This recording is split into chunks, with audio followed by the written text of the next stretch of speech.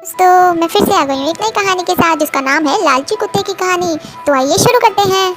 एक गांव में एक लालची कुत्ता रहता था। वह गांव में घूम घूम कर खाने की तलाश करता था। वह इतना लालची था कि उसे जितना भी खाने के लिए मिलता था उसे कम ही लगता था। गांव के दूसरे कुत्तों के साथ पहले उसकी अच्छी दोस्ती थी, लेकिन उसकी इस आदत की वजह से सभी उससे दूर रहने लगे। लेकिन उसे कोई फर्क नहीं पड़ा, उसे सिर्फ अपने भोजन से मतलब था। कोई ना कोई आते जाते उसे खाने के लिए कुछ ना कुछ दे ही देता था। उसे जो खाने को मिलता उसे वो अकेले ही चटका जाता था।